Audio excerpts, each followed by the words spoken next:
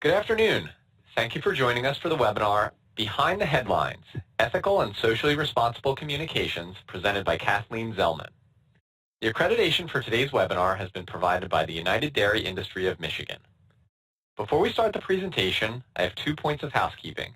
First, in order to claim your CPE credit, you will have to remain with us through the entire hour-long presentation. Second, at the end of the session, our presenter will be taking questions. If you have a question, please type it in the question box in your control panel, and we will try to address as many questions as time allows. Now, Courtney Freeland of the United Dairy Industry of Michigan will introduce today's presenter. Welcome, Courtney. United Dairy Industry of Michigan is excited to sponsor today's webinar, Behind the Headlines, Ethical and Socially Responsible Communications. The presentation will focus on navigating the challenges of professional ethics with a roadmap to responsible communications, even if evidence conflicts with personal beliefs, including tips on translating science into sensible sound bites and creating messages that resonate with consumers in a wide range of outlets from television to social media to consumer communications. I am pleased to introduce today's presenter, Kathleen Zellman. Kathleen Zellman is nationally recognized nutrition correspondent, serving as the Director of Nutrition for WebMD Health, a contributing editor for Food and Nutrition magazine, and a nutrition expert for United Healthcare, providing monthly webinars, articles, recipes, and blogs. In 2016, she was awarded the Academy of Nutrition and Dietetics Lena Francis Cooper Memorial Award in recognition of her distinguished career and remarkable contributions to the dietetics profession. She has extensive media experience and was awarded the 2007 Academy of Nutrition and Dietetics Media Excellence Award for her contribution and commitment to educating consumers on the role of diet, health, and nutrition issues through the media. Allow me to warmly welcome Kathleen Zellman. Thank you, Courtney, and let me add my welcome to everyone. So excited that you all could be here, and I love that Jack explained that you have to stay through the whole presentation to get your one CPU, because it's important that we all get these ethics continuing education credits, and so I hope that you'll be engaged and interested, and we'll welcome the opportunity to spend the hour together. Before I get started, my disclosures here for you, and just to let you know, the webinar will be archived, so you can come back and take a look at all of these things. Today, what we promised to do is really dive into what are consumers thinking, why are they so confused, what can we do to try to make our communications more clear, but also doing it within the code of ethics. And I have a few case studies at the end, and of course we'll try to have some time that we can discuss and answer your questions as well. So with that, let's get started. It's important that all communicators be good, all practitioners be excellent communicators.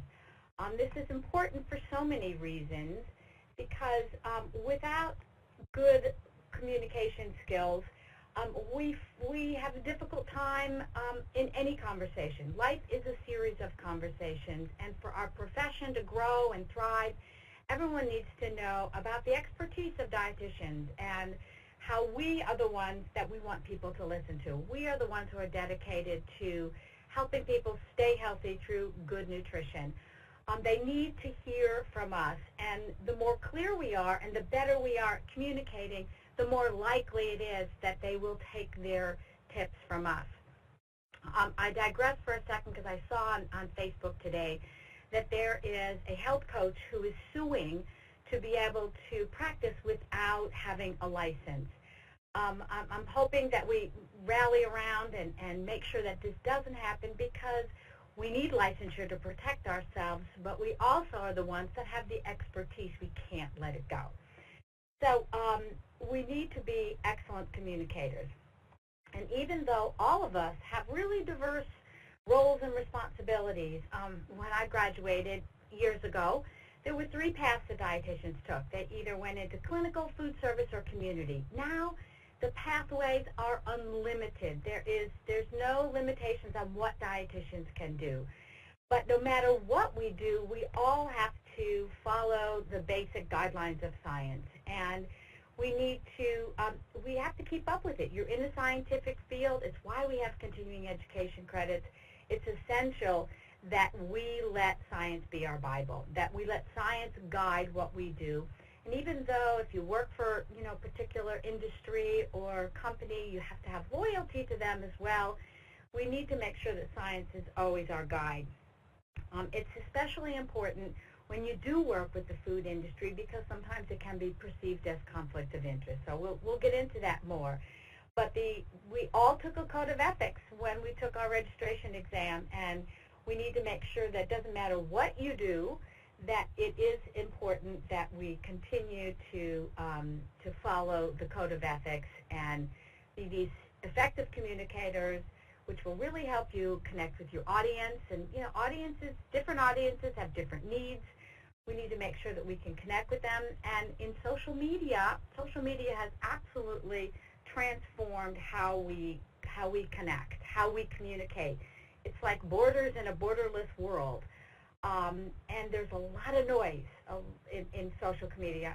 I'm sure that's not news to you, but if your communications are effective, and even though it's challenging, it can be really challenging, it will allow you to tackle some of the trends that are controversial, help you deal with the people out there that are really confused, and just help you get your message through to the consumers that you want to reach. So effective communications are really what we need to focus on. But there are challenges. It's really hard to communicate when you only have 140 hashtags. Whoever thought that we would be reduced to communicating in hashtags? Whoever thought that we'd have a president that communicates in hashtags? But this is the new reality, and sometimes things like page views and clicks become more important than the actual content. We have to not let that be the case. We have to always focus on the content because it's more important. But with social media has come this short attention span, ability to have information, 24 access, instant access to everything. Sometimes speed is perceived as more important than quality, so people want to be the first ones to break a story as opposed to making sure that their content is accurate. Everyone has a megaphone because anyone can have a blog, anyone can be on social media, and oftentimes opinions are mistaken for expertise. But nutrition is not an opinion, it is a science. And so we have to try to crush through this wealth of misinformation because the public, sometimes they think if they see it, irrespective of who they see the information from, think that it's fact. And oftentimes the perception does not equal a reality. And followers and clients, they hear what they want to hear. They listen, they dial in to what they are looking for. Sometimes they magnify it, they modify it, they misrepresent it, or sometimes worse, they ignore our sage advice. So we don't want the tail to wag the dog. We want to make sure that our content is really rock solid, even if we have to squish it into 140 characters. We link to the information where there can be more discussion. But gone are the days of investigative journalism where we had hundreds of words where we could really dive into subjects. We have to deal with what the reality of today's communications are. And we're competing with very powerful forces. People like the Food Babe. She's a beautiful woman, and people think, or Gwyneth Paltrow with Goop. They think if I do like her, I'll be like her. I'll be beautiful or a model or have millions of followers.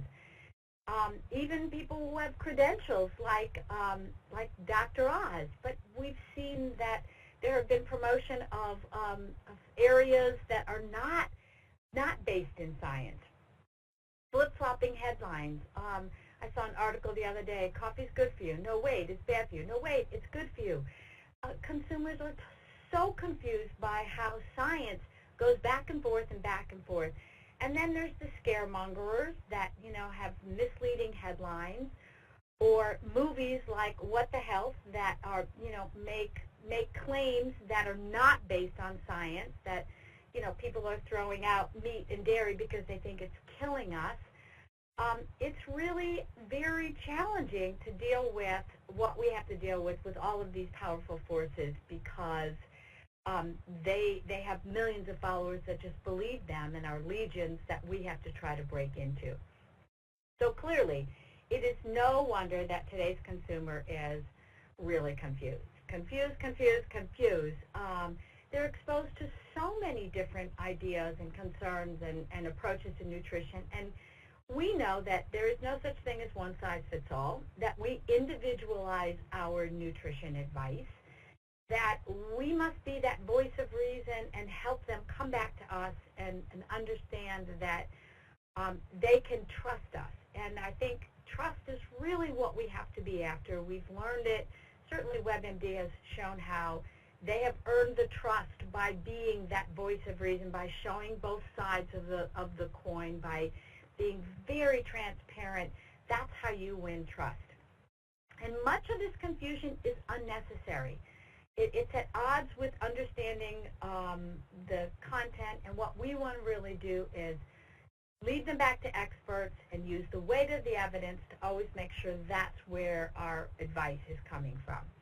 But just to show you a little bit more about today's consumer, it's estimated they're bombarded with probably more than 5,000 messages, and they're overwhelmed. And the sad thing about being overwhelmed is that when you're overwhelmed, you throw in the towel. You say, oh, what's the difference? I'm going to do what I want to do, because the experts can't even make up their mind. And the average person does not have great science literacy. They don't really understand things like the Nutrition Facts Panel. They retain a very small percentage. It's estimated at only 10%. So we have to try to help these people understand the little bit that they're going to retain. We want them to retain the information that's really vital to good health, and try to make sure that our messages are simple and easy to understand because of that lack of scientific literacy.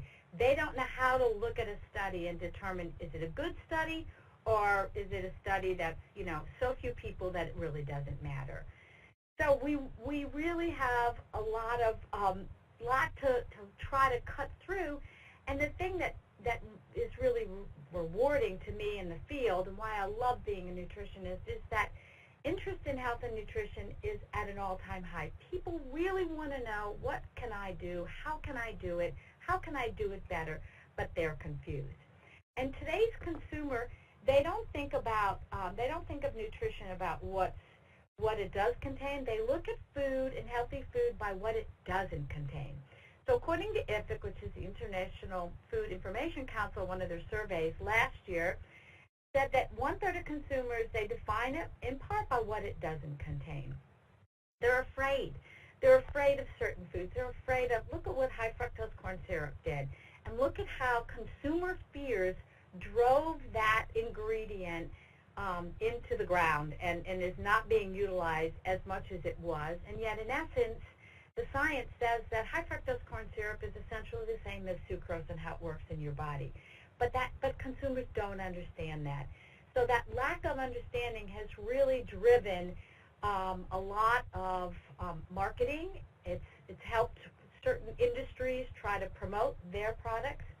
There's been a lot of misguidance. I mean, things like clean labels. What is a clean label? It is not defined. Natural is not defined. Green is not defined. So we have to help, from another policy perspective, make these things more clear. And I think it's forthcoming, but not fast enough.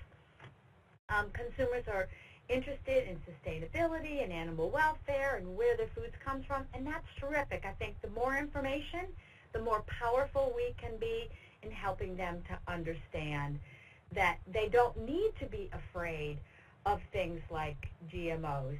Jimmy Kimmel did a Man on the Street. I don't know if you've seen it, but you can Google it if you want to look at it. And it just shows you that it's emotional, that people don't really know what they're afraid of, but they know they're afraid. So our job is to try to help cut through this clutter and get them the answers that they really need. In terms of health, the new definition of health, I mean, social media is you know, we're cutting through fake news and misinformation. We have to fight against extremists that are really very, very strong in terms of how they can change public opinion, i.e. Dr. Oz and Food Babe and the legions of others that are there. This article is from Forbes this year in August of 2017 that says humans can't tell legitimate science from junk science. So we have our work cut out for us to try to help us reach today's consumer. And today's consumer is a digital consumer. That's where they get their health information. They use it at grocery stores. Their mobile devices are giving them more information. It's that 24/7 that we know that they're using to get as much information as possible. And so our job is to try to create fact-based, evidence-based messages that are digestible, you know, that are these little nuggets of information that are good, that are usable, but that also help move the needle. Unfortunately, as much as Americans are interested in health and, you know, it's at all-time high, the use of apps, we're not really moving the needle on things like obesity. So we would love to be able to see that we can have more impact using this digital platform, trying to get and reach consumers where they're at and get them the information that can hopefully inspire them, motivate them, and make a difference in their health.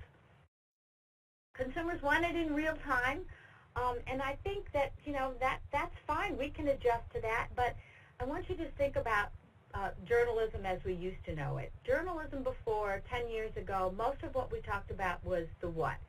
But what's really trending today, that's no longer valid. What consumers want now is so what or now what? So like, why does this information matter and where's it going and why is it important to me?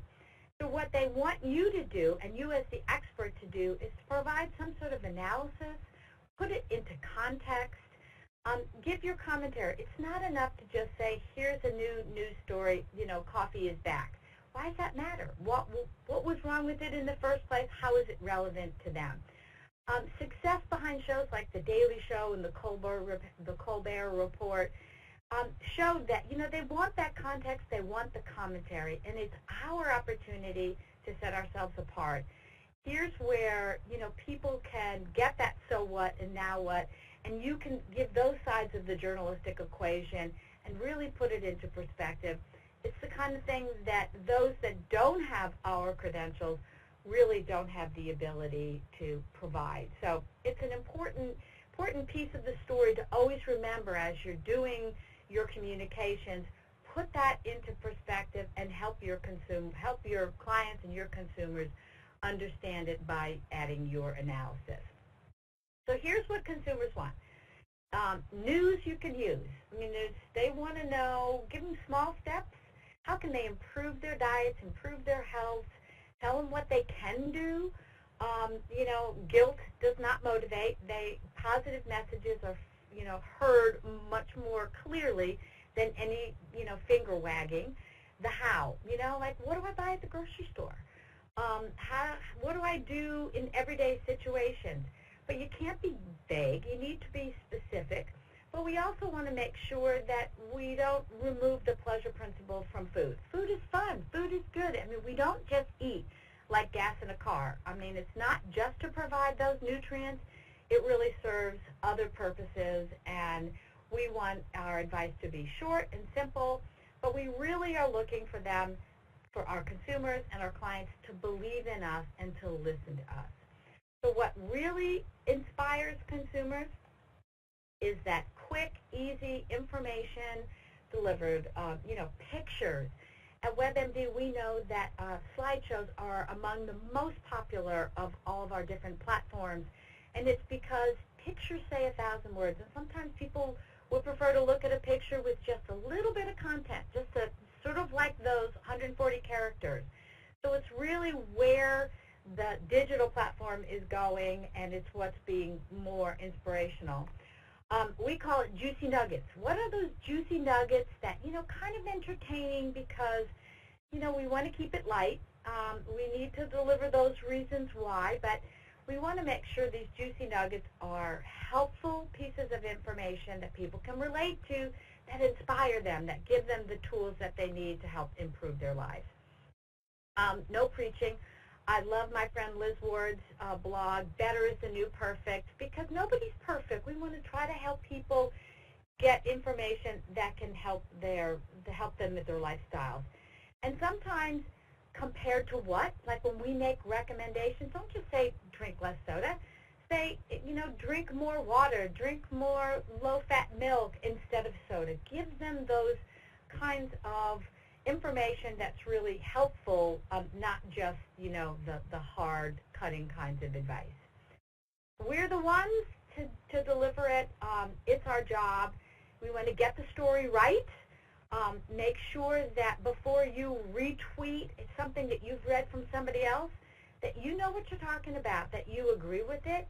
Don't just read the abstract. I mean, we have the ability to understand the whole article, the whole journal piece, not just reading the abstract. That's what journalists do who are not nutritionists.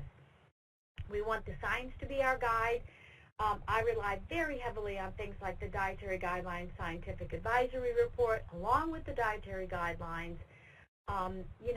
Looking at all aspects of the study, not just the abstract. And then when you have it all, you put it into perspective. Rarely does one study change advice. You've heard it before, but nutrition is evolutionary. It's not revolutionary. So we need to put things into perspective, and that's where our expertise, and that's where we stand out amongst the crowd. That's where we want to stand out amongst the crowd. And I also urge you to remember that your reputation is everything. You make one wrong step, and your reputation could go down the drain, and it could really be a game changer. So you want to practice by the code of ethics. You want to use science as your guide, integrity, credibility. That's what earns you the trust. And keep in mind that whatever you say, when you claim to be a registered dietitian nutritionist or a registered dietitian, you speak for all of us. And so we're in this together, and we want to uphold one another's reputations. So if you call yourself an expert, it is beholden to you to behave as an expert. We don't perpetuate myths, we bust them. And the ethical responsibility is to communicate scientifically accurate information with appropriate context to your audience. So, translating evidence, we need to do it carefully. And it's not easy. Sometimes it's, evidence is thin. When you translate it, it's sometimes hard to push it into those 140 characters. But we have to be clear and concise, and we can't push the limits. One study is not a deal breaker, or one animal study. Animal studies are not the same as people studies, human studies.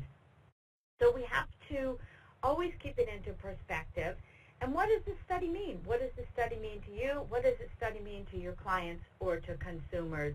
Again, bringing it down to, what am I cooking for my family? What's in my groceries? What am I buying at the grocery store? What's in my pantry? We have to know who the audience is that we're talking to, and make sure that when we translate these studies and this evidence, we do it with eyes wide open. And keep in mind, and I'll talk a little bit more about disclosure, that the Federal Trade Commission and the Federal Communications Commission, they both require that we have full disclosure, so that if you do work for a food company or you're working for a public relations firm, that it's clear that this is a client of yours and that you're helping the client. So we don't want to interpret evidence because of the client. We want to interpret the evidence and let it stand where it stands, irrespective of who we work for.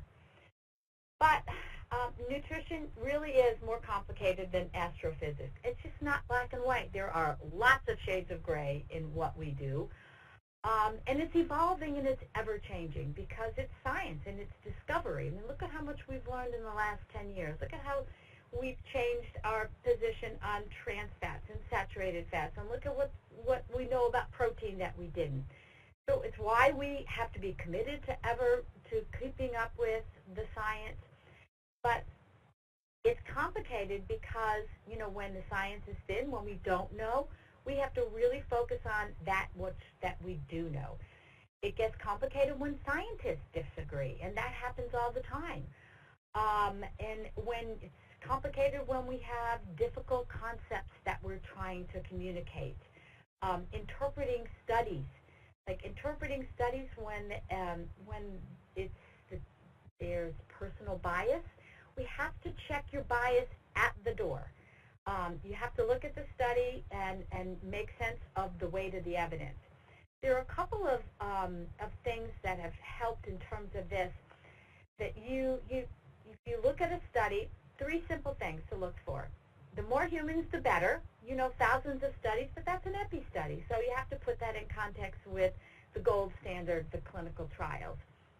But all studies are relevant. All studies are relevant in terms of building that body of knowledge. But if you keep in mind, more studies better, the longer the time, usually the better, and the more studies, the better. Animal studies contribute to what we know, but they're not everything. So there's a lot for us to balance and keep in mind when we try to make advice and when we try to understand the latest study and to put it into context. So let's talk about how we communicate this to our clients and our consumers.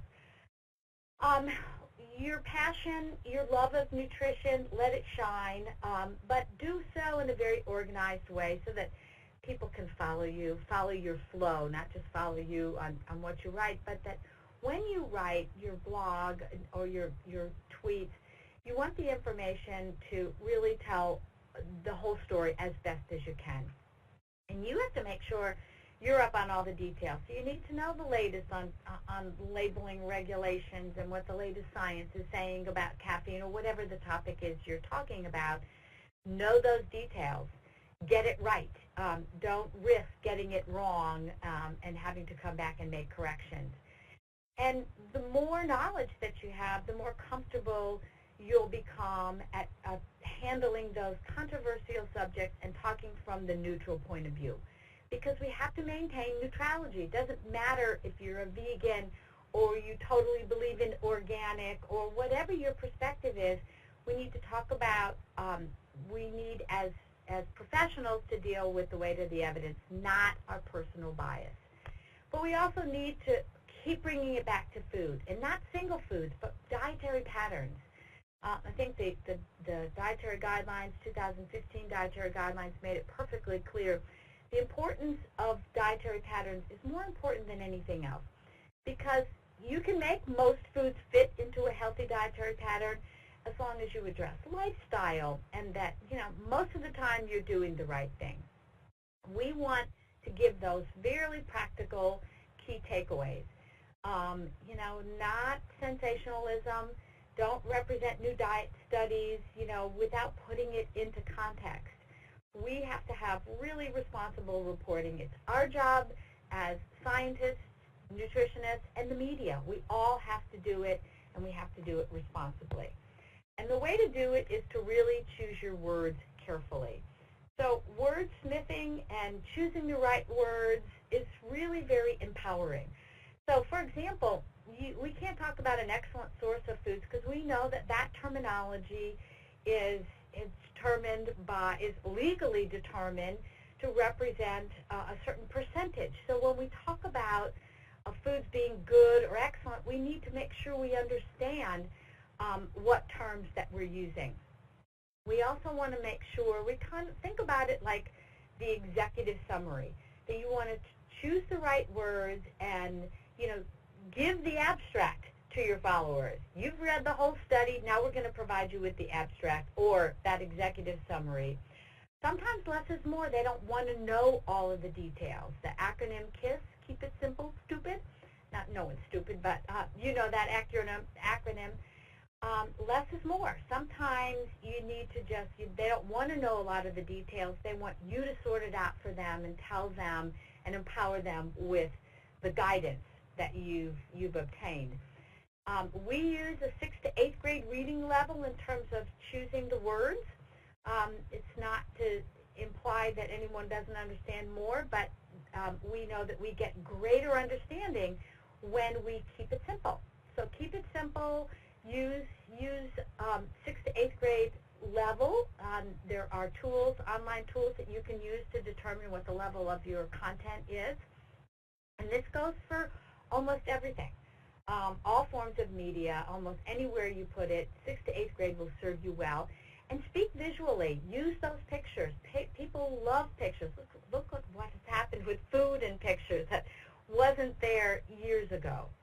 But how do you deal with the people who are fact resistant or who are very emotional, who are making decisions based on emotions, not based on fact? So the first thing you need to do is connect with them.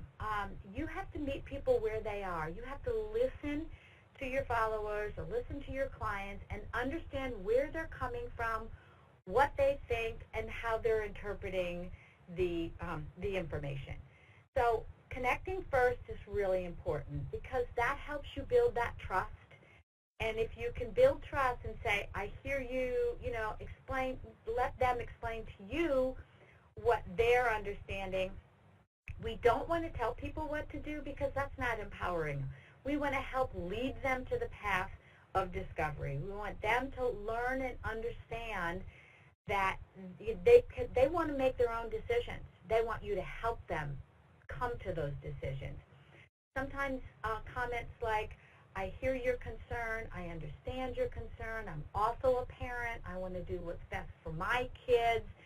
That, you're not just an expert, you're a mom, or you're a caretaker, or you have similar kinds of concerns as they do.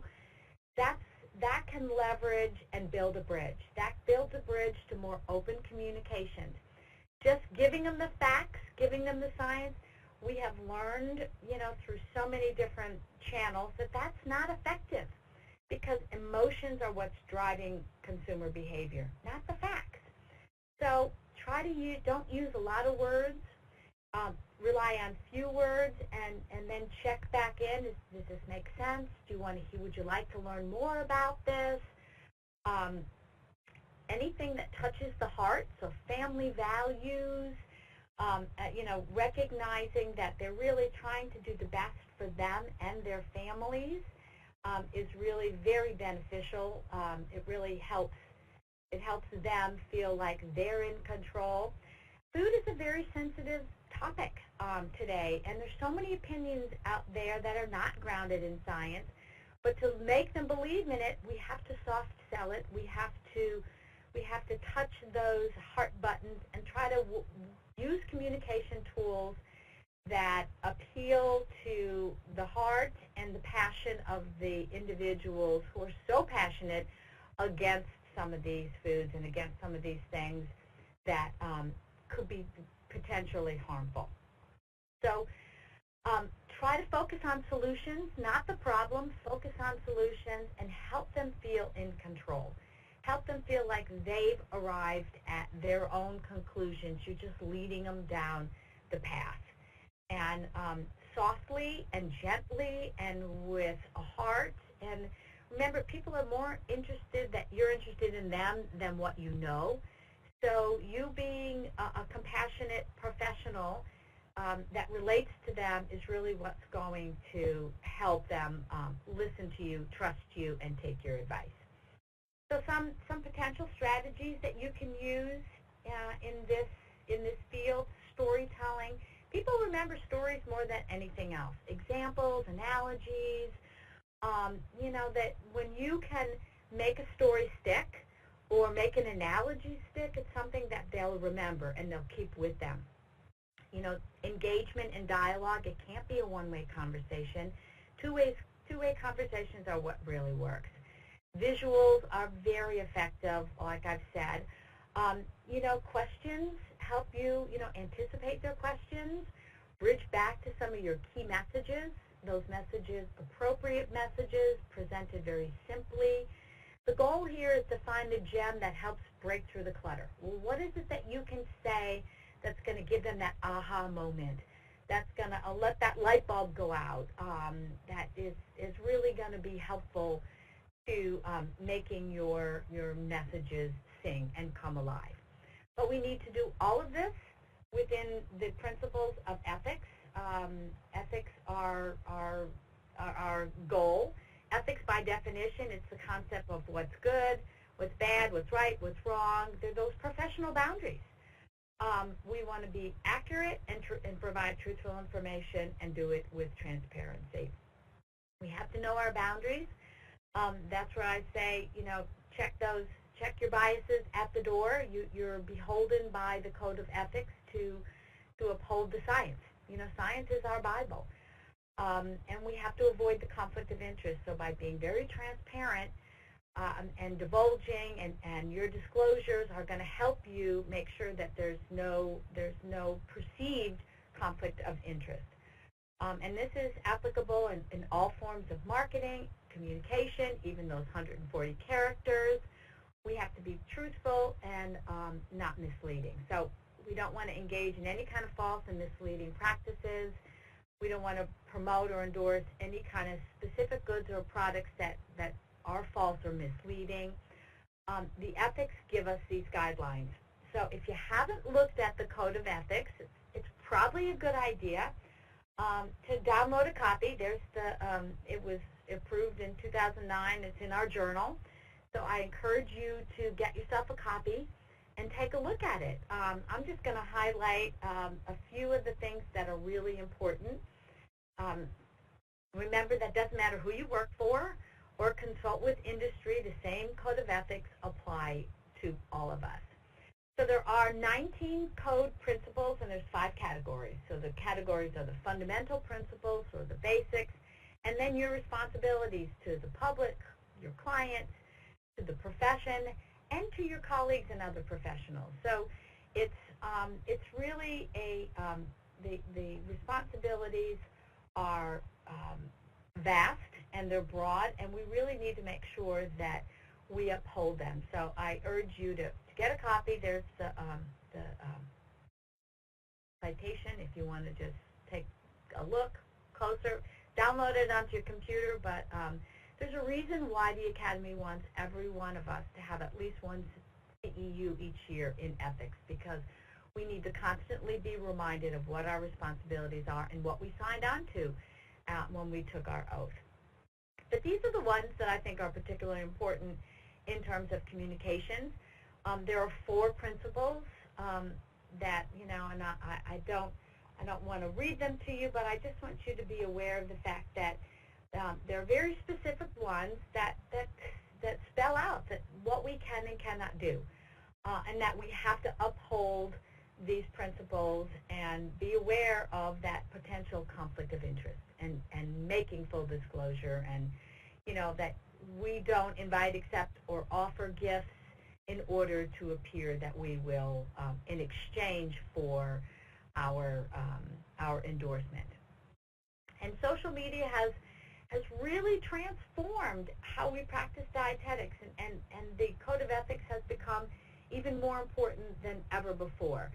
I think that if you're aware of it, then you'll be much more inclined to use social media, because social media has opened up so many opportunities for dietitians, and dietitians are really having incredible roles, and we're expanding what we can do, and our reach is so much further. So social media is fabulous in terms of how it has enabled us to really expand our role and our reach with our information. But we have to always do it with these guidelines in mind. But now, what do you do when facts differ from opinions? This can be a real challenge, because not everyone agrees with the science. But remember, nutrition is a science. It's not an opinion. And legitimate differences of opinion are different from personal bias. So we can have different opinions of how we interpret science, but what we want to make sure that we're always looking at the preponderance, the weight of the evidence, and put things into context. What we can't do is wordsmith and help clients try to use, use opportunities that might not be ethical. Remember, when you're looking at studies, cause and effect is not the same thing as an association. A correlation is not the same thing as causation. Hazard versus risk. We need to understand that, we can have difference of opinions. We have to make sure that, we're looking at, when we talk about risk, is it relative risk, or is it absolute risk? So we have to really be careful and know where our boundaries are. And when your opinion is different from a colleague of yours, social media is not the place where we take up this kind of discussion. It's best taken offline. And if you think that a colleague is violating the code of ethics, then you have an ethical responsibility to report it to the CDR and to the Academy. But sometimes it's just a different interpretation, and it's worth an exchange privately to better understand where they're coming from, because we can have legitimate differences of opinion within the context of science. So we have to be careful that those boundaries are in place. And we want to make sure that clients always know that we're not for sale, that you can't hire me and all of a sudden I'm going to increase my followers and I'm going to seek business opportunities, and I will do so and do it for financial gain, even when it is unethical or it is an endorsement of a product that really has me selling out. So hopefully everyone, we all want to make money, but we don't want to sell out. We want to work for clients whose products and whose vision are aligned with ourselves and are under that umbrella of code of ethics. So we have to know, and they have to know, that we can't be bought. So I can't. If you looked at my disclosures, I'm doing this presentation today for the National Dairy, for the United Dairy Council of Michigan, because I believe fervently in dairy. I could never do something like this if I didn't have that commitment. So you have to find yourselves working for clients that uphold the same sort of ethics, and your integrity is always at stake if you do not. And you have to disclose your interest. And there's nothing wrong with it. We all want to make money. We're all trying to make a living, so it's okay that you're hired by industry and you're doing tweets for industry, as long as you believe in it and the code of ethics is being fulfilled and you have disclosure. There's nothing wrong with the simple truths of healthy living. So it's okay as long as you have full disclosure. So full disclosure is mandated by the Federal Trade Commission. They want your disclosures to be clear and conspicuous. Those are specific words that they use, conspicuous. It means that, trying to use words like SP or SPON or CL, the Federal Trade Commission discourages use of vague, shortened hashtags or abbreviations that are only known to a limited audience. So use SPON, sponsored, not SPON. Use client, not CL. And don't let it get buried. Don't let these hashtags get buried in a long list of hashtags. It needs to be prominent.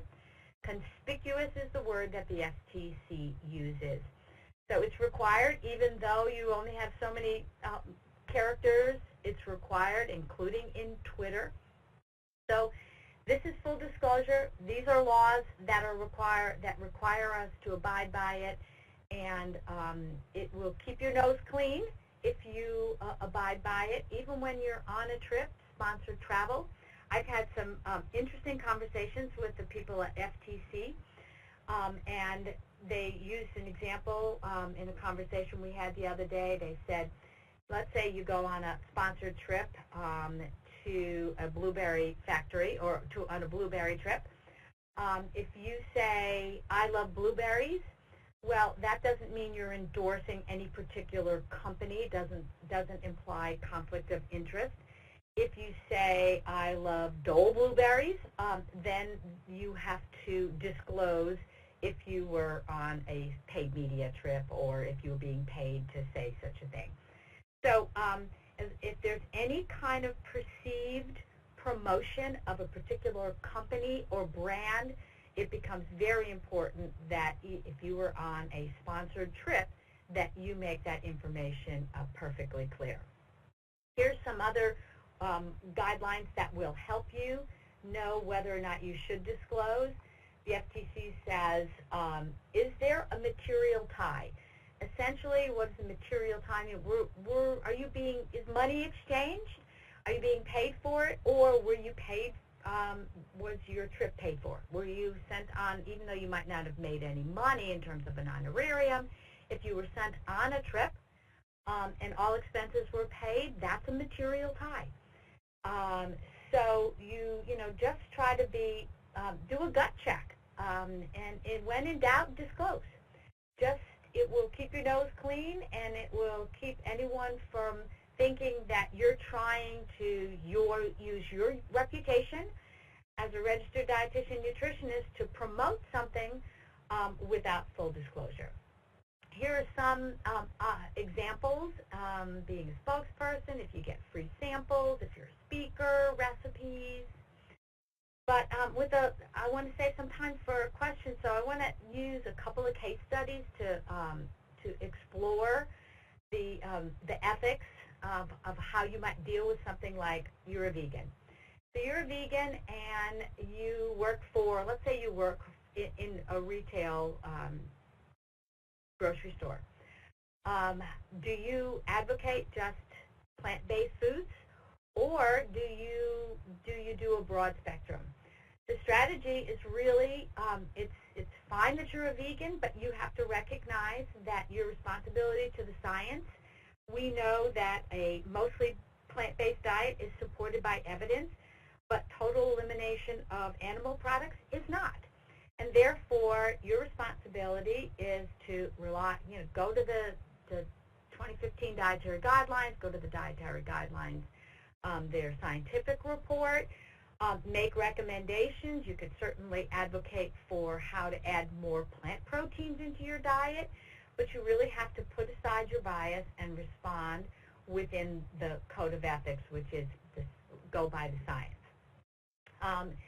If you're a believer in non-GMO, and full disclosure, I believe in GMO, you have to take a look at where's the evidence. And I think one of the pieces of information that's been really helpful, in 2016, the National Academy of Sciences put out a report, the Genetically Engineered Crops Experiences and Prospects Report.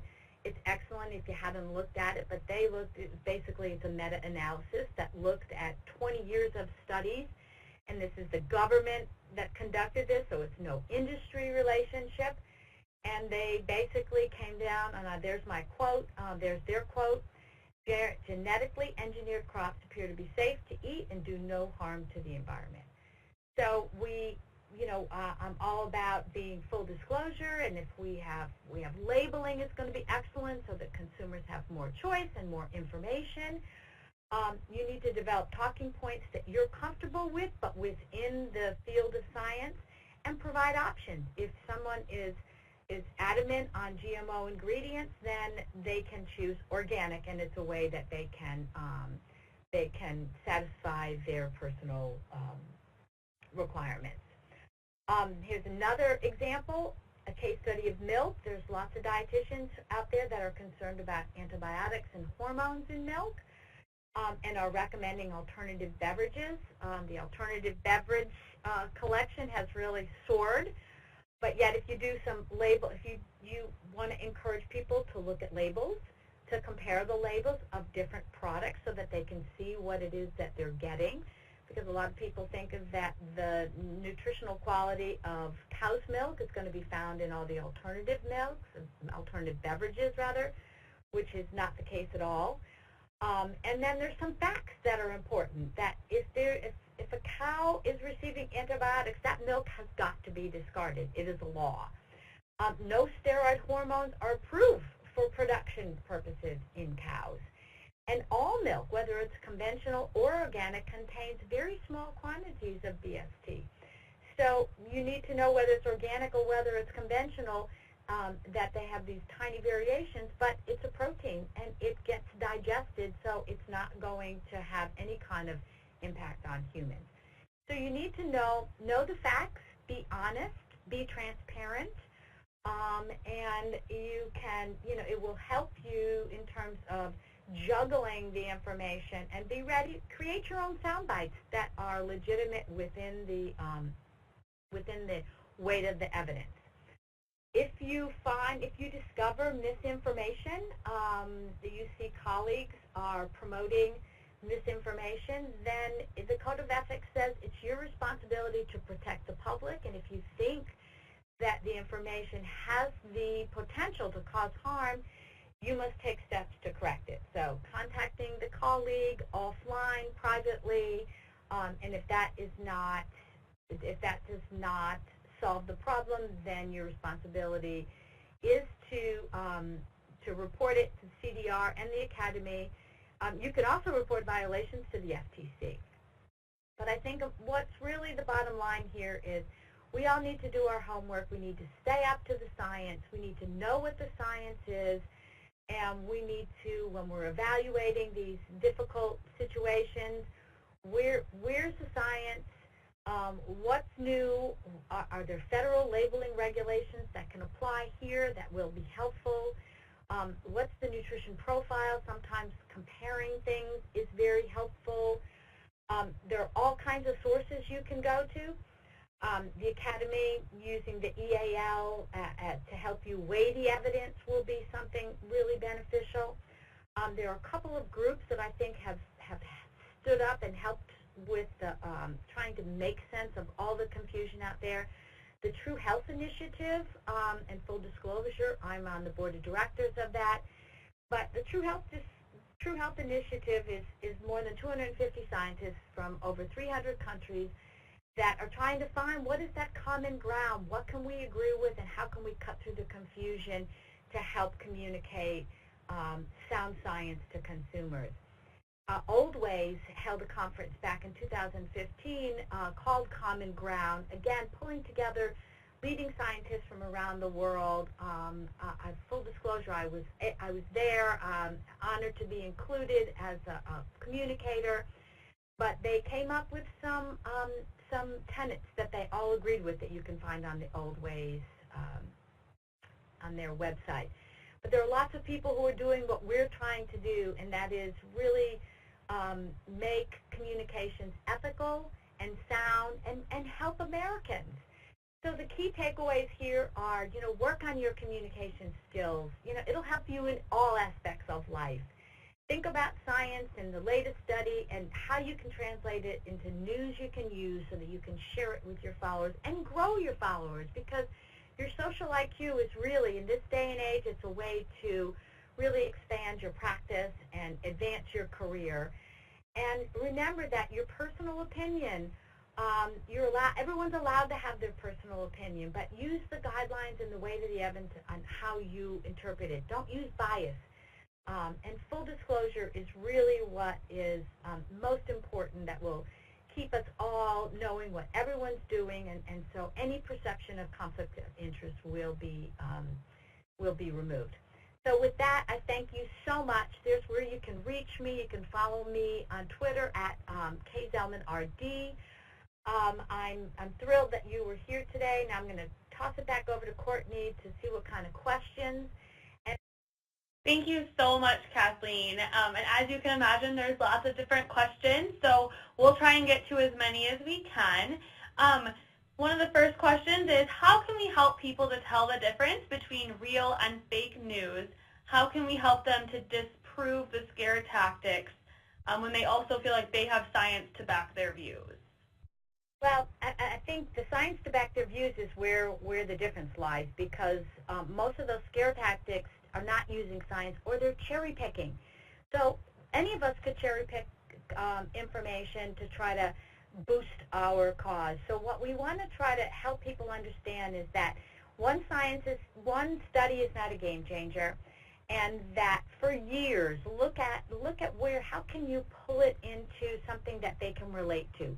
For years, we've been eating wheat, and it has, wheat is the staff of life, as an example of people who are so afraid of wheat and gluten. Try to go back and touch them where they're most comfortable, and use links to bring them to what other people are saying, not just you. So maybe take a look at some of those experts and some of those other people who are saying the same thing as you are, that we're in concert here singing from the same songbook to try to help people understand that it's not just me, but there are a wealth of experts whose job it is to try to make sense of the science and point out that, maybe the people who are giving you this advice have no background in this subject matter. We are, and talk about our background, even though it's not the first thing you want to lead with. We want to make sure that consumers and clients understand that we have credentials. We have credentials that are hard-earned, that we earned, and we know what we're talking about. Great. The next question is, what's the best approach when a physician gives a client misleading information without discrediting the physician, but giving the client the correct information? Yeah, that's a touchy one, because there are doctors out there that are not up on science. So I think the thing to do is say, that's one perspective, but let me tell you what else I know. And, not to discredit, but say, here are some other approaches that have been proven to be very effective. So that you even though that the advice might be dead wrong, what you're trying to do is just lead them down a path to more discovery. So that's one approach, but here's something that's been very successful for us. And as a dietitian, my whole world is food, and so let me help you see how these other alternatives are good options for you, and let them hopefully lead them to the right conclusion. Great. What resources, what are your favorite sources, websites, etc., that help you to keep up with the nutrition science? Oh, that's a good question. Well, I'm biased. Well, here's my bias, but WebMD, I think, does an amazing job, but I think there's lots of .org. So I rely heavily on the dietary guidelines and the scientific report, and I think they're, Tufts does a good job, Center for Science in the Public Interest. There's so many. I mean, I rely heavily on .org. So I like to go to Mayo Clinic and, the Berkeley Wellness Letter. So I think there's lots out there. And, of course, every Friday I look at what eatright.org is sending out, what they're advocating. So you have to keep up and, using those kinds of tools and setting up your own kinds of streams will really be helpful. Great. If somebody wanted to learn more about deciding if a study is a good study or really learning how to decipher through those large studies and the information, do you have any recommendations as to tools or resources that would help them to do that? Old Ways has an excellent tool on their website that is written by a scientist that really helps, kind of breaks it down, how you look at each of the different studies and what the different types of studies are and how you might best apply that to your evaluation of any study. So I think that's one of the best I've seen recently that I would highly recommend. Great. So I think all the resources that we talk about today, we'll make those available after the presentation. So I think there was a lot of questions about that. So we'll wrap up our questions with that, and I will pass it back over to Jack. Thank you very much, Courtney and Kathleen. Excellent presentation. Instructions for credit claiming and downloading handouts should be up on your screen. You must complete a brief evaluation of the course in order to claim your credit and download your certificate. Registered dietitians should use code 175 when recording this activity in their professional development portfolio. If you are watching this webinar on our YouTube channel, please log into ce.todaysdietitian.com, click on the Webinars tab, and select this webinar in order to complete it for credit. If you are watching this webinar on our CE Learning Library website, click Next, or return to the course start page and select the evaluation step to complete this webinar for credit.